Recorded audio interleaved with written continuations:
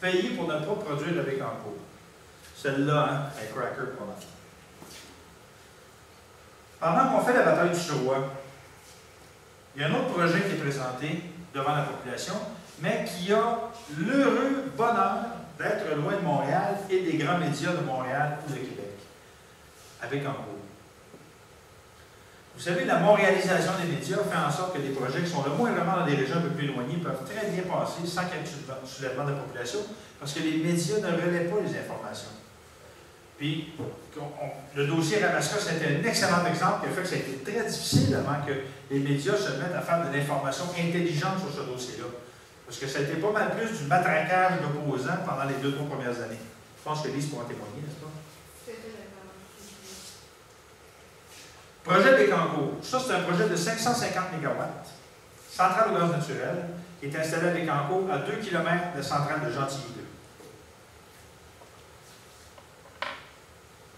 C'est une centrale privée qui appartient à TransCanada Énergie. André Caillé propose aux Québécois qu'on s'alimente de cette centrale-là et dit que ça va être un excellent projet.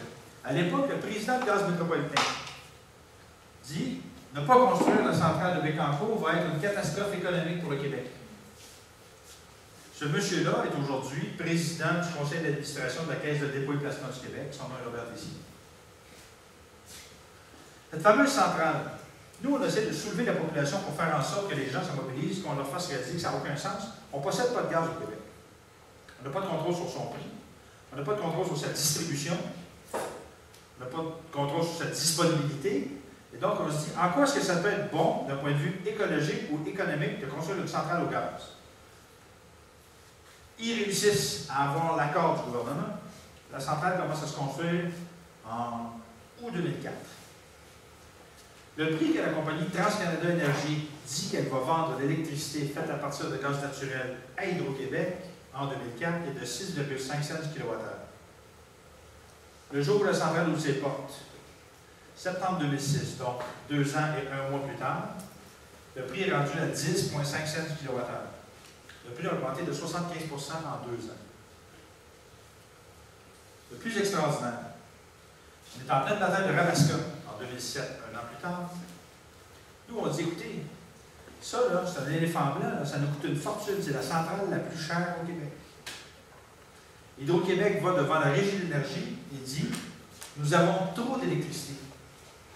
À cause du surplus, ça fait baisser le prix de notre électricité en valeur à l'exportation. Pourrions-nous demander à cette compagnie-là d'arrêter de produire de l'électricité? La Régie d'énergie va dire oui. La compagnie TransCanada Énergie qui a signé un contrat de 20 ans, elle a dit pas de problème, mes amis, ça nous prend de compensation. Dans la dernière stratégie énergétique qui a été dévoilée par Hydro-Québec en août 2009, c'est marqué que la centrale va être fermée au minimum jusqu'en 2013. Ça veut dire 2008, 2009, 2010, 2011, 2012, 2013. Ça fait 6 ans minimum qu'elle va être fermée. Pour un minimum de 150 millions de dollars de compensation par année pour ne pas qu'ils produisent de l'électricité ou encore 1 milliard que soit fermé. Maintenant, si vous pensez que ça c'est révoltant, écoutez bien ce que je vais vous dire. En 2004, je reçois un appel d'un type qui est complètement effrayé, je ne sais pas d'où il sort. Il me raconte ceci. J'aimerais vous rencontrer à Montréal, je ne peux vous voir avec Bécancour parce que j'ai peur d'être vu avec vous. C'est un employé de l'Hydro-Québec. Il travaille à la centrale TAG, centrale que personne ne connaît. À Bécancour,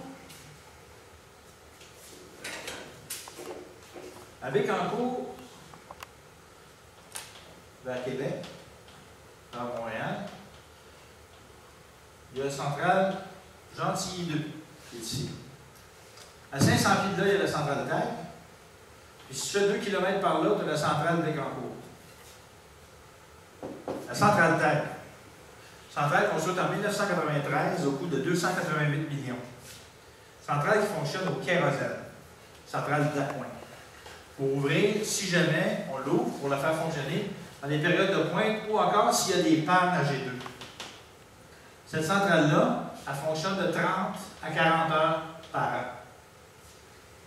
Fin des années 90, début 2000, Les gens de Centrale-Tech disent, pourquoi ne pas transformer cette centrale-là en une centrale au gaz naturel qui pourrait fonctionner à l'année, coûter moins cher et polluer moins qu'une centrale au kérosène? On va faire une étude par SNC-Lavalin. Le coût pour la transformer, cette centrale-là, pour en faire une centrale au gaz naturel comme celle-là, 120 millions.